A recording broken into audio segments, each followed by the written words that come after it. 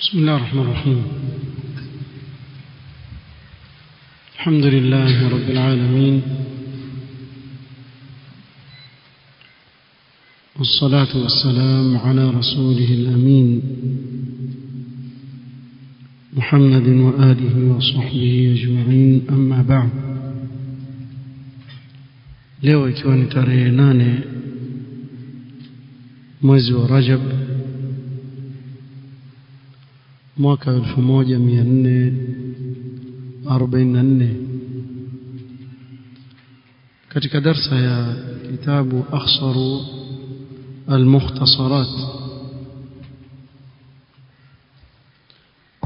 للعلامة ابن بلبان الحنبلي رحمه الله تعالى.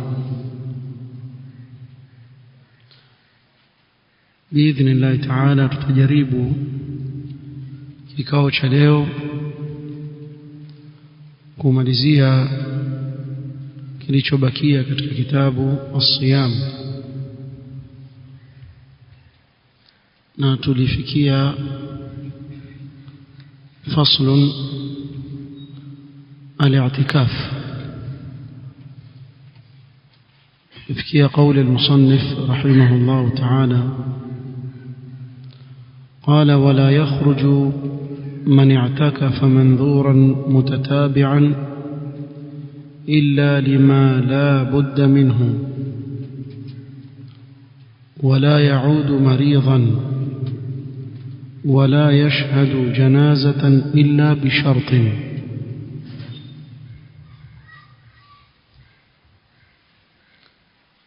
المصنف رحمه الله تعالى هنا يتكلم عن حكم خروج المعتكف.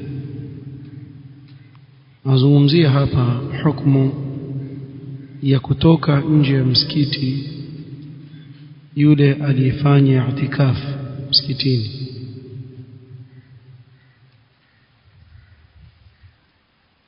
yafahamika kuwa ruknu al-i'tikaf huwa al-lubthu في المسجد. nguzo muhimu ya i'tikaf ni mtu kubakia msikitini. وخروجه من اعتكافه منافيا لهذا الركن. na mtu kutoka nje ya msikiti kutoka katika i'tikafi yake ni kinyume na hii nguzo muhimu. والدليل على ذلك حديث عائشة رضي الله عنها أنها قالت: السنة على المعتكف، ثم ذكرت: ولا يخرج لحاجة إلا لما لا بد منه. na hatoki mwenye kufanya i'tikafu kwa ajili ya haja zake isipokuwa haja ambayo hana budi, ni lazima atoke.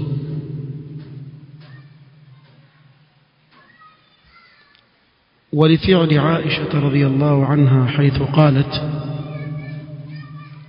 إن كنت لأدخل البيت للحاجة. عائشة رضي الله عنها سيما nilikuwa nikiingia nyumbani kwa ajili ya haja, nahitajia kwenda nyumbani. والمريض فيه، na huenda kawa kuna mgonjwa nyumbani pale amekaa.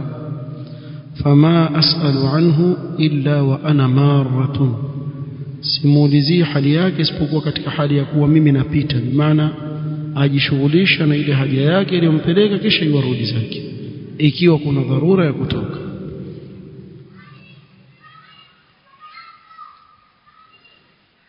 وخروج المعتكف من المسجد لأمر لا بد له، kule kutoka kwa yule aliye katika i'tikaf kutoka nje ya msikiti kwa jambo ambalo halina budi isipokuwa ni lazima atoke. minhu shar'an au tab'an,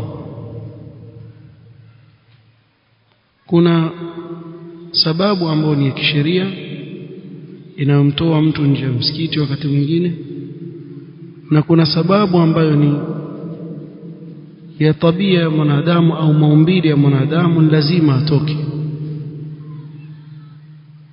Na hii ina ahwali. Kwa mfano tukichukulia al-khuruj tab'an, ndio kutoka kwa ajili ya jambo ambalo binadamu alihitajia. Mfano al-khuruj liqada'i al-haja, ikiwa kwa mfano sehemu ya kukidhi haja iko nje ya msikiti. Katika hali kama hii binadamu hawezi kubakia pale msikitini na ahitajia kwenda haja. Kwa hapa kilichomtoa ni yale maumbile ya binadamu kuwa lazima aende akajisaidie, atatoka na lazima atoke. Aende akakidhi haja yake arudi. Fahadha la yubtil al-i'tikaf. Jambo kama hili halibatilishi i'tikaf. Sababu hawezi kutekeleza haja yake ndani ya msikiti.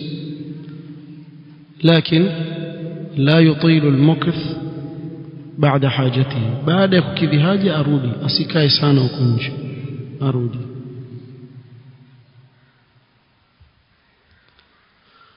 Na kuna kule kutoka shar'an kwa jambo ambalo ni la kisheria. Mfano wake al-khuruj li taharati al-wajiba. Kwa mfano ametoka kwa ajili ya tahara ambayo ni ya wajiba, kal-ghusl min al-janabati wal-wudhu'i wa nahwi. Kama kwa mfano yuko msikitini afanya i'tikaf akapatwa na janaba, amelala akaota akapatwa na janaba, lazima aende akaoge, lakini choo kiko nje ya msikiti, ikabidi atoke. Hii pia haikati wala haivunji i'tikafi yake, sababu ametoka kwa sababu ya kisheria na lazima aende akaoge janaba au wudhu. Kwa hiyo ikiwa hawezi kutekeleza hivi vitu tulivyovitaja ndani ya msikiti, kwa mfano kile choo kiwe ndani ya msikiti kama vile ilivyo katika msikiti ya kwetu huku, choo kipo ndani ya msikiti. Ikiwa kile choo kipo ndani ya msikiti, falhamdulillah, itakuwa bado yuko msikitini. Lakini ukienda kwa mfano nchi za Kiarabu, hata siku moja huwezi kupata choo kijengwa ndani ya msikiti. Hakuna hiyo. Hakuna Mwarabu aweza kufanya hivyo. Ni huku kwetu tu. Huku kwetu sisi ndio tufanye hivyo. Lakini hakuna msikiti wa Mwarabu hata siku moja. Sasa Saudia wala Imarat, hata Yemen pia huwezi kupata hata siku moja choo kinatio msikitini namna hii. Yani mtu kwa mfano kikijaa pale ya balaa ndani ya msikiti, hakuna, hawezi kufanya. Utapata choo huko nje. Tena wengine wallahi, wengine mpaka uulize hicho choo kiko wapi. Yani baina ya msikiti na choo kwa kuna maduka hivi, alafu ambia kwa kule choo huko nyuma huko nini. Watu waswali takarufu hapo, kazi gani? Na msikiti hapa tulikuwa tukiswali na mpaka leo huko choo kile pale kimeelekea watu, yani ile sofu ya mwisho ile, ukiwa wasikia watu watawadha na chooni. Sasa watu waswali, siku moja bwana mmoja akabwaga mzigo pale ndani kisha akatoka, hakufanya chochote. Wallahi alazim hadha hasal.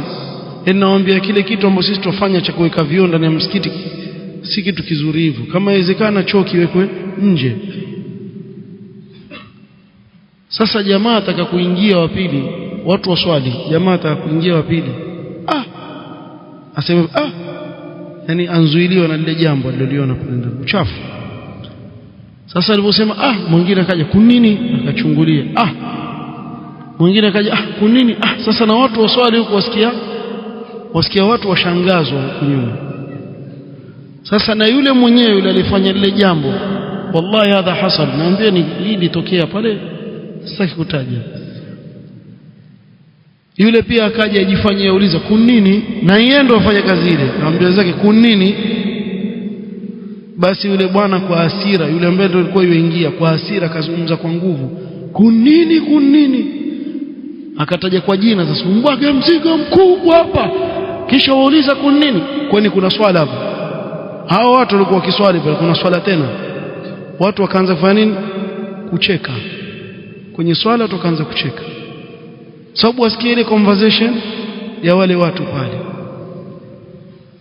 Turudi hapa, mtu aweza kushtuka, kwa nini aende akakidhi haja nje ya msikiti? Huwa ni hivyo. Yani hapa akizungumza hivi ndivyo ilivyo katika nchi za Kiarabu. Hauwezi kupata choo ndani ya msikiti. Msikiti wajengwa kando kabisa na choo kando kiko nje, yani choo huko, yani hata kikijaa kukiwa na harufu kiwa nini ni huko nje, haiingia hata siku moja harufu ndani ya msikiti. Alhamdulillah. Alafu misikiti kule mara nyingi ina mkayif kwa sababu ya hali ya hewa, joto sana, yabidi iko mkayif. So huwezi kuweka mkayif alafu kuingia harufu zingine za ajabu pale ndani ya msikiti. Alhasil, akinaweza kuwa anazungumza hivi mtu akashtuka, vyoo viko vipi nje ya msikiti? Huwa ni hivyo. Asili yake ni kuwa msikiti uko kando na vyoo viko nje huko. Sasa mtu akipatwa na haja yabidi afanye nini? Atoke nje ya msikiti.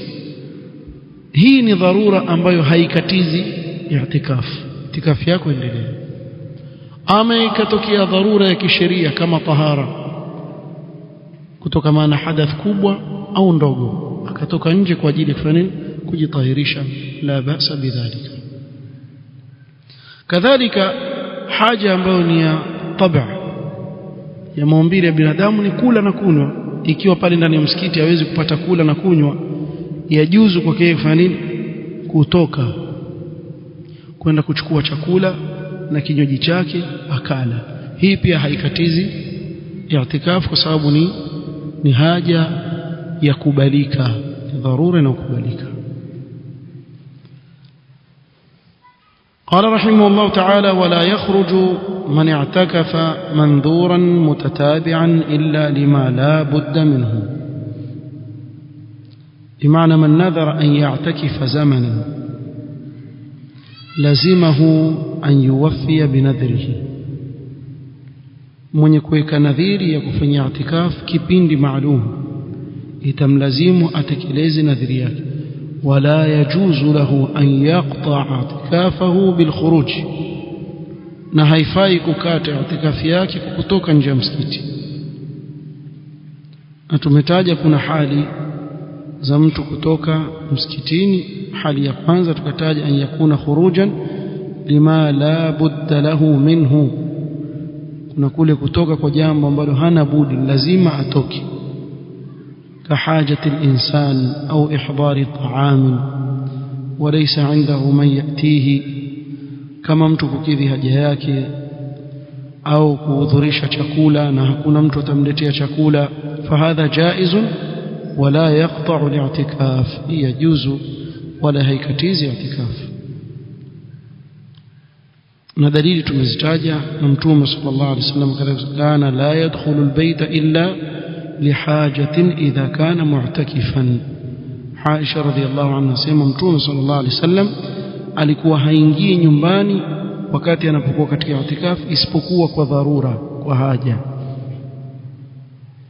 Na hali nyingine an yakuna alkhuruju lima lahu minhu buddun, iwe iwatoka lakini iwatoka katika jambo ambalo ana budi nalo, wa huwa matlubun shar'an, na lahitajika kisheria. Kuna lile ambalo la budda minhu, yani ni lazima atoke, na kuna lingine si lazima atoke, lakini la muhimu pia kisheria, limehimizwa kisheria. Kama nini? Kaiadati almarid, kwa mfano kumtembelea mgonjwa au kushuhudia janaza, kwenda kuzika. Fahadhihi alhalatu mimma yaqta'u al-i'tikaf, hali kama hii itikafu itakatika. Kwa mfano yuko katika i'tikaf akatoka kwenda kumtembelea mgonjwa, pamoja na kuwa lile jambo ni muhimu, lakini lakata i'tikaf. Na kadhalika akatoka kwenda kuhudhuria jeneza, enda kuzika bwana, ili jambo pia lakata i'tikaf. Kwa hivyo al-mu'takif laysa lahu an yakhruja bi'iyadati maridin, mwenye kufanya i'tikaf haifai kwake yeye kutoka kwenda kumzuru mgonjwa au kwenda kusindikiza jeneza, ولو فعل ذلك فإن اعتكافه ينقطع اعتكاف yake takatika. دليل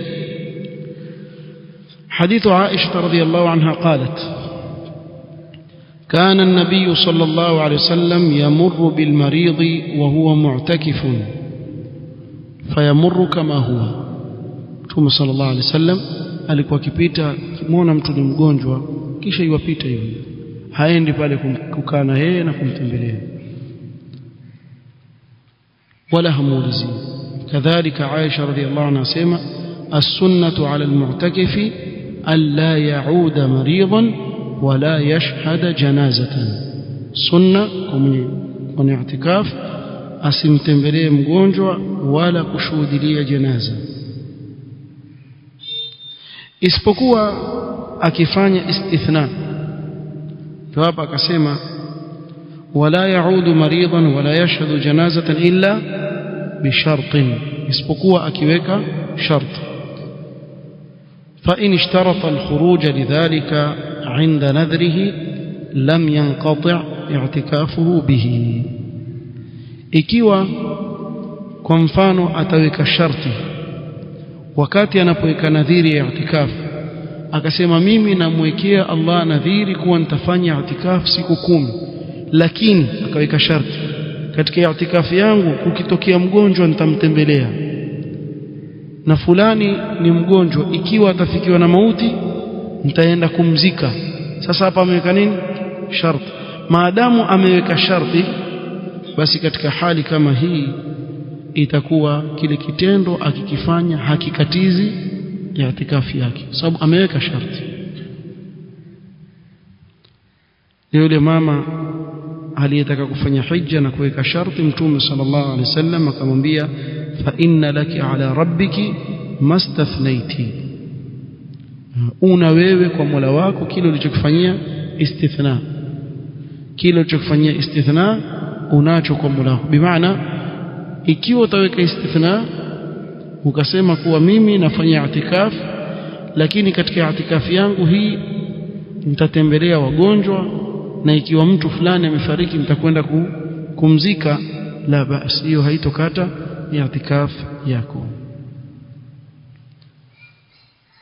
Kwa hii ndio hali ya pili kama tulivyotaja, na dalili ya ishtirat ni hiyo tuliyotaja. Na kadhalika almuslimuna ala shurutihim, wa hadha 'amun yashmalu al-i'tikaf. Almuslimuna ala shurutihim, ingia ndani yake pia al-i'tikaf. قال ولا يشهد جنازة إلا بشرط كما tulivyotaja. Kuna hali nyingine ya kutoka ambayo ndio hali ya tatu, الحالة الثالثة أن يكون الخروج لما لا يضطر له وليس بمطلوب شرعا. Iwe kutoka kwake ni kwa jambo ambalo si la dharura mwanzo, na kadhalika halitakiwi wala halikuhimizwa kisheria mtu kulifanya, si katika hizi a'mal ambazo zimehimizwa. Kalbi'i wa shara, kwa mfano akatoka kwa ajili ya kufanya biashara, atoka kwa ajili ya kufanya biashara, itikaf atoka kufanya biashara, fahadha mimma yubtilu al-i'tikaf li'annahu mimma yunafihi. Sababu wewe umewacha mambo yako ya kidunia kule kwa ajili ya kufanya i'tikaf, sasa ukirudi kule maana yake hakuna tena nini? Hakuna tena i'tikaf.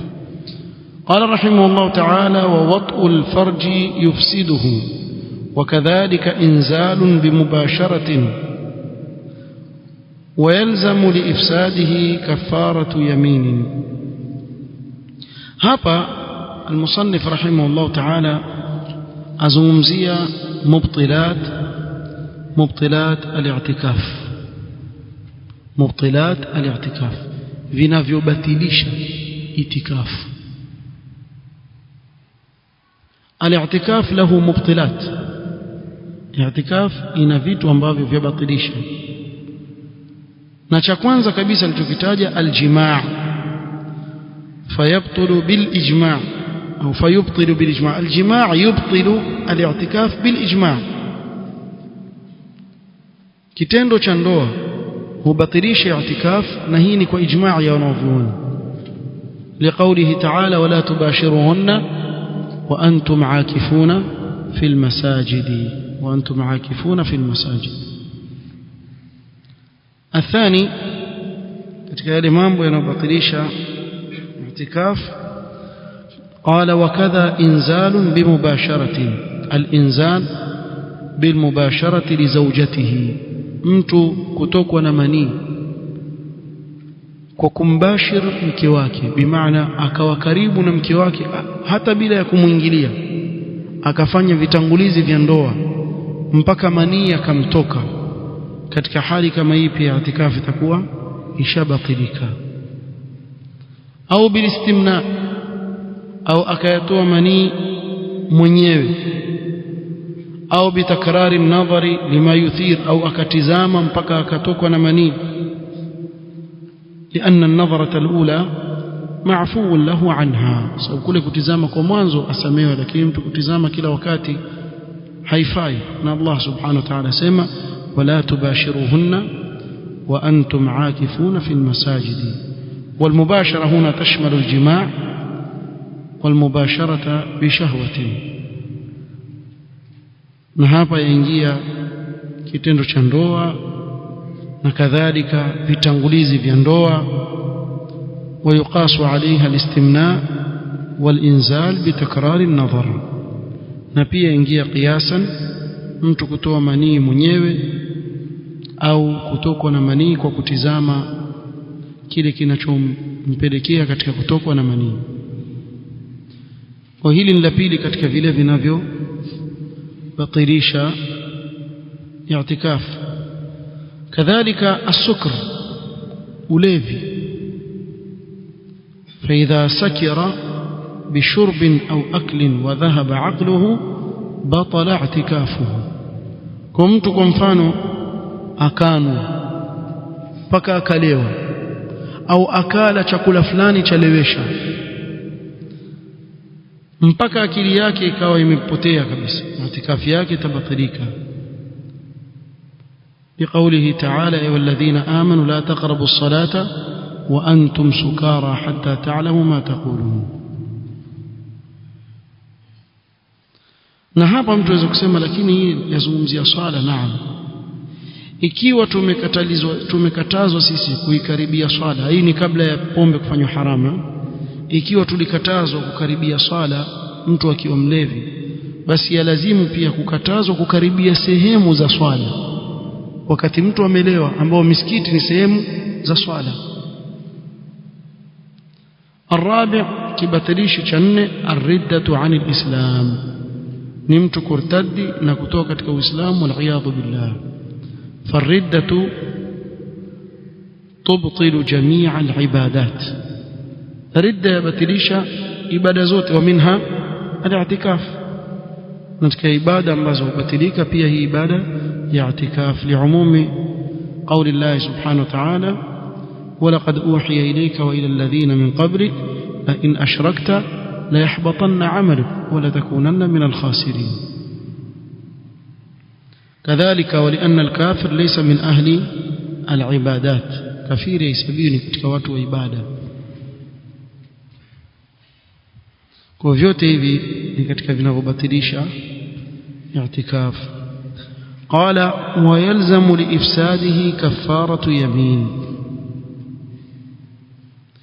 أي إن كان قد نذر اعتكاف يوم ثم أفسده بذلك. kwa mfano mtu ameweka nadhiri siku moja kukaa i'tikaf kisha akabatilisha i'tikafi yake kwa kufanya tendo la ndoa mfano, فعليه أن يعيده أو أن يكفر كفارة يمين لتركه نذره.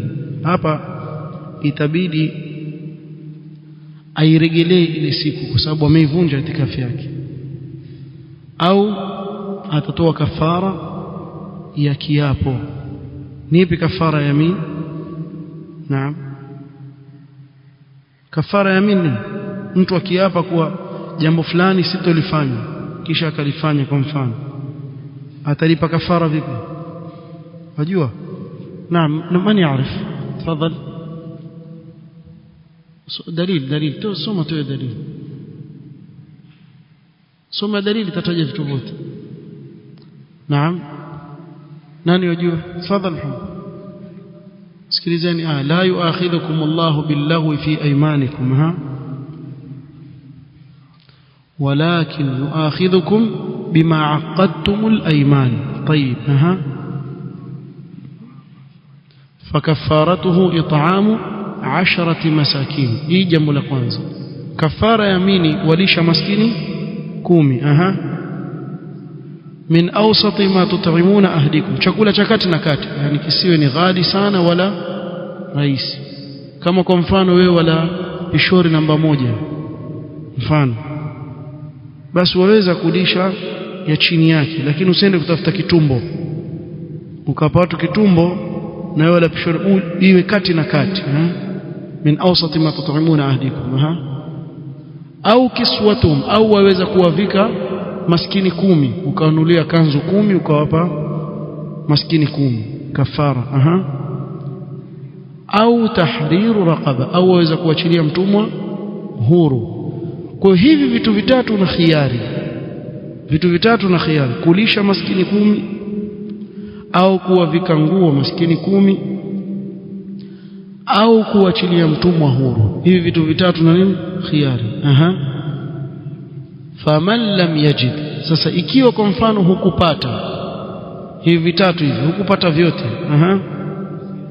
fasiyamu 3 ayyam dhalika kafaratu aymanikum idha halaftum muhfadhu aymanakum watu wafikiria kafara ya kiapo funga siku 3 mwanzo ni hivi vitu vitatu vikikushinda ndio wafunga siku 3 kwa hapa Ibn Balban al-Hanbali rahimahullah ta'ala asema ikiwa mtu ataiharibu i'tikafi yake ili kuilipa ile nadhara tafanini atalipa kafara ya yamin tumeelewana طيب kumalizia qala rahimahullah ta'ala wa sunna ishtighaluhu bil qurabi wajtinabu ma la ya'nihi kwa hivyo ni sunna mustahabbu lilmu'takif أن يعمر وقته بالعبادات المحضة pendekezwa kwa aliye katika i'tikaf awe ataimarisha na kuutumia wakati wake katika ibada tu القرب كالقرآن kama mfano kusoma Qur'ani kwa wingi wadhikri na kumtaja Allah kwa wingi wassalati kusali وأن يكثر من التأمل في شأن معاده أو أكثرش كزنغتي سانا آخر yake ولا يشغل نفسه بالمباحات والحديث ولا سيشغلش نفسه na mambo ya mubah afikiria kula tu na kunwa na nini basi amekaa itikafi yeye lete yogurt aketi itikafi lete dairy fresh akikaa kidogo hivi unajua hata kamandi hapa yeye afikiria nini mubahat tu ni kwani haramu vitu kula si haramu lakini kule kujishughulisha na hizi mubahat nyingi mpaka yakutoa katika yale malengo sababu akili yake yafikiria nini yafikiria starehe tu pamoja na kwa hizi starehe za halali lakini atakana apunguze mambo kama hayo kadhalika mazungumzo si wafanya itikafu wewe umekaa na watu mwatia gumzo tu apiga gumzo tu yeye i'tikaf kaa peke yako fanya ibada zako usikae na wenzako kama pastime kama wanavyosema watia story na nini sasa i'tikafi ina gani na i'tikafi atakana ukusanye moyo wako kwa ajili ya kujikaribisha kwa Allah subhanahu wa ta'ala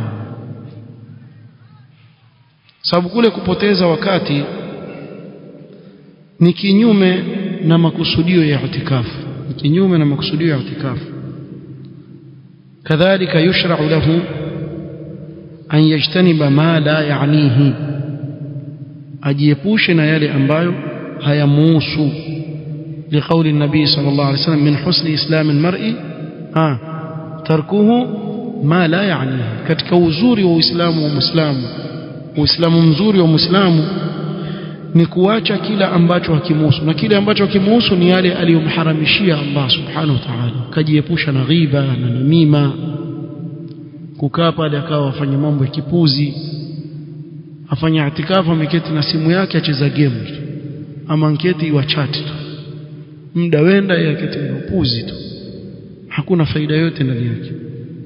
Wala ba'sa yuhadditha ahlahu au sahibahu ma lam yatul, na haina neno mtu kuzungumza na jamaa zake akapiga simu nyumbani kujulia hali mke wake uko vipi, watoto, lakini asirefushe. Na kadhalika msikitini pale kuzungumza na wenzake, la basi, lakini si kurefusha kapita mipaka. لأن النبي صلى الله عليه وسلم كان يحدث أهله في الاعتكاف. Mtume صلى الله عليه وسلم alikuwa akizungumza na wake zake katika nini, katika i'tikaf. Wallahu ta'ala a'lam. Na hapa tumalizia kuzungumzia ma yusannu lilmu'takifi. Baada ya mubtilat al-i'tikaf tumezungumzia ma yusannu lilmu'takifi, ikiwa ndio sehemu ya mwisho kabisa katika kitabu as-siyam. Wallahu ta'ala a'lam. Wallahu ta'ala a'lam. Insha Allah ta'ala katika kikao kitakachofuata tutazungumzia katika kitabu az-zaka faslun zakatul fitri biidhnillah, kwa sababu ina mafungamano na siyam. Kwa insha Allah ta'ala kikao cha kesho tutazungumzia zakat al-fitr biidhnillah. Pengine labda itatuchukulia vikao viwili inshallah, natarajia vikao viwili biidhnillah. Allah akitupa uwezo kwenye vikao viwili tutamalizana na zakatu al-fitr, kisha turudi katika darasa zetu kama kawaida. Subhanakallahumma wa bihamdika ashhadu an la ilaha illa anta astaghfiruka wa atubu ilaik. Barakallahu fikum.